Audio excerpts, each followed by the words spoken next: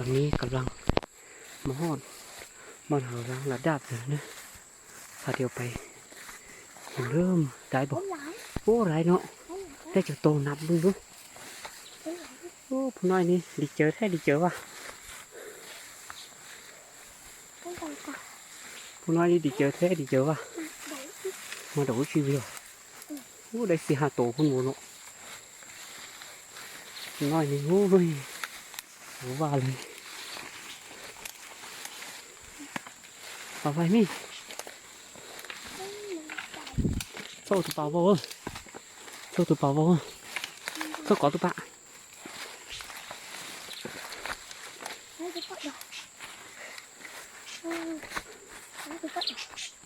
นี่สามนี่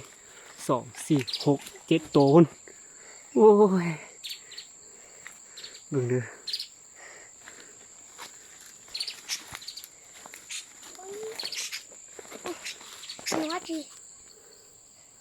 นี่ได้7 โตน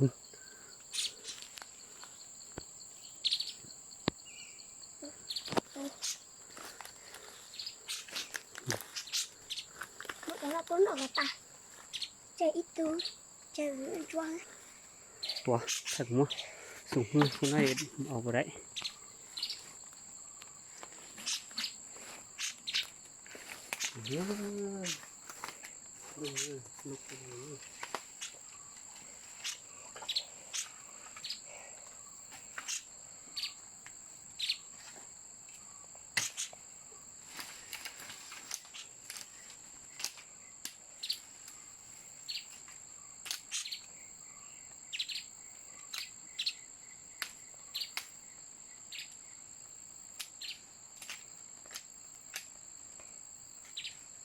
ออกตัวนี้ก่อนเนาะ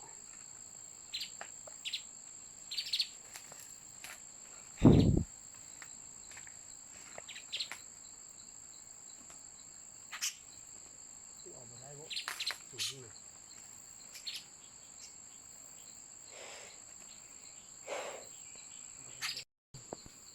อ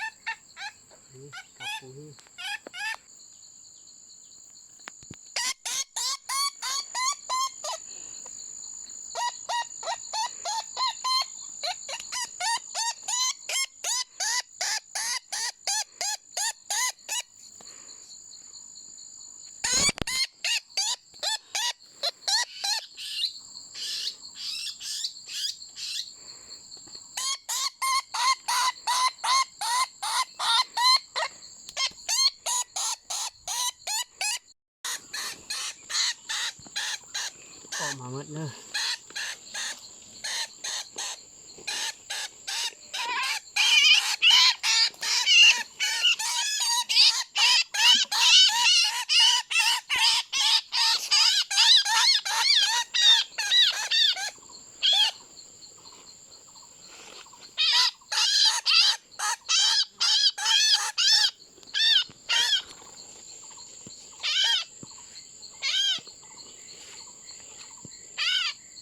ตัวไหน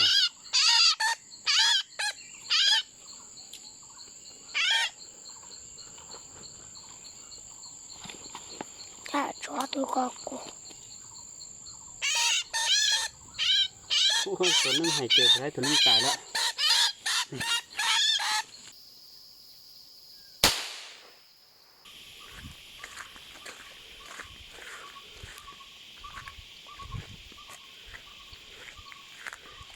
ได้ป่ะ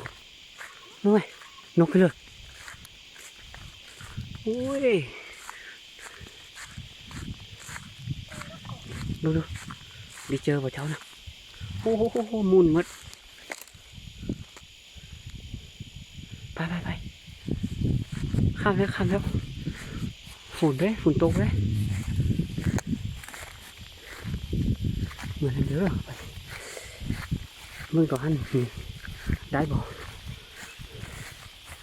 ไปอย่างสองต่อไปอย่างตัวนั้น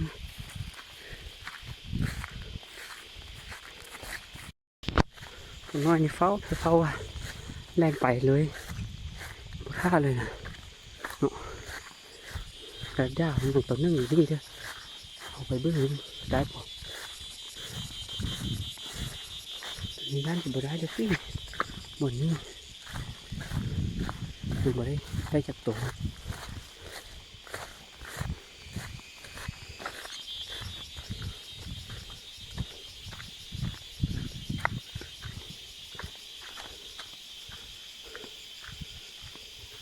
ได้บ่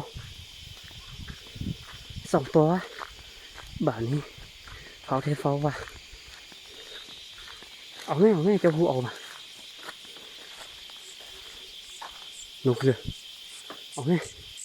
กำลังถึงงานแม่จะออกมาได้เพื่อออกแม่หนักแน่ดี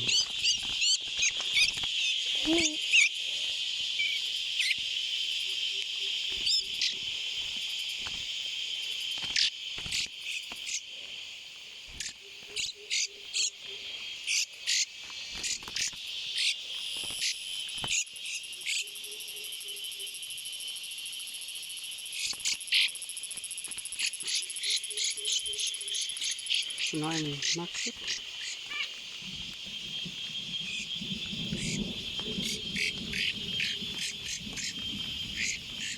ก่อนลงมา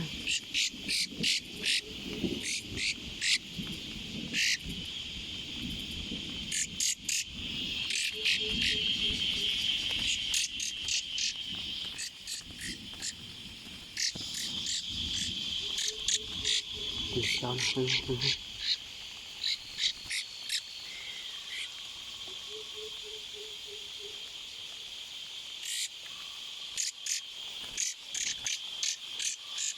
ลูกน้อยตัวน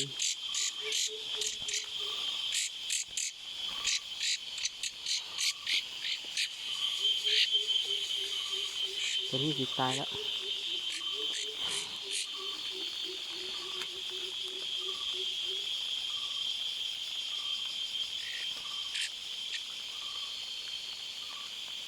อีกหลายนี่ตายแล้วจริง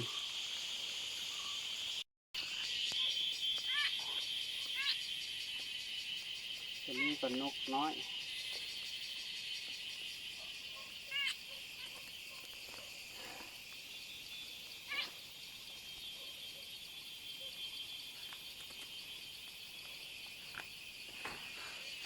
ตัวนี้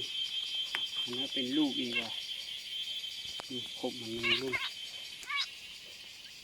น้อย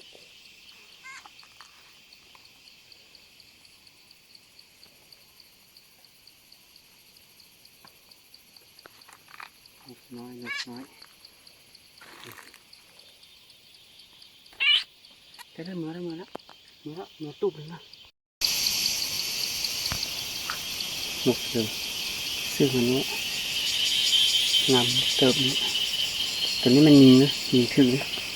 ไปเมืองฝนตกเลยไปอุ้ยไปเลยเดี๋ยวช่วยโอ้โหมาตื่นแล้วตอนนี้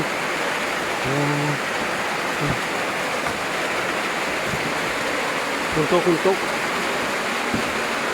ว้าวนี่แค่เข้าต่อเนาะ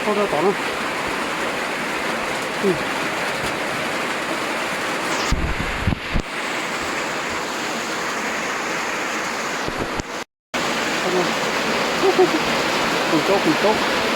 นี่ดูนับดูให้จัดโต3 โต 4 โต 5 6 7 8 90 11 12 13 14โอ้โหได้ตัวเยอะตัวน้อยหมดแล้วอ่ะ15ตัวตัวเหรอตายแล้วตายแล้วอันนี้ยังไม่ได้ตายเหรอ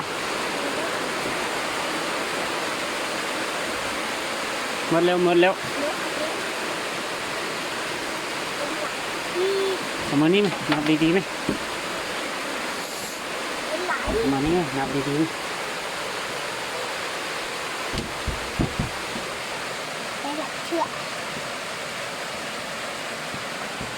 ตัวนี้มันตัวหนู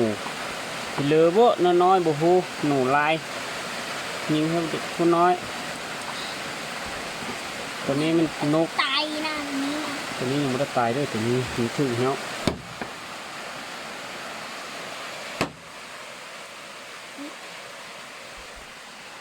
1 2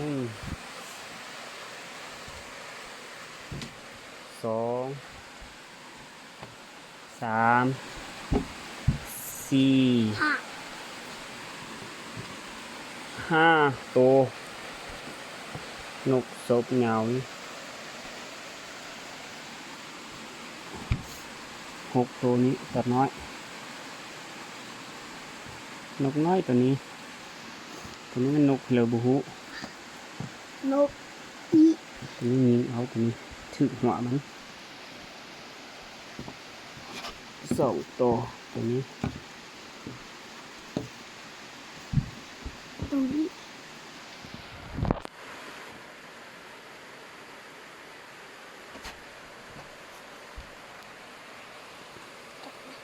ตัวนี้ว่านกเพลอเด้อ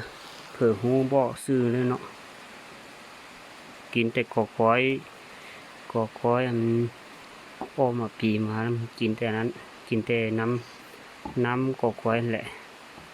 คือน้ำผึ้งแหละดีเจอบ่ดีแล้วจับมึงดูจับหัวมัน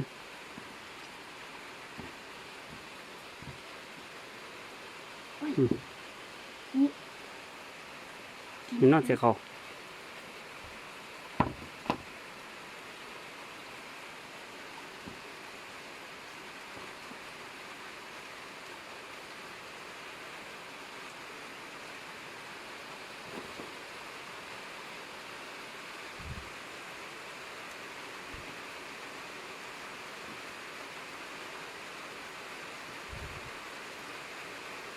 ได้แล้ว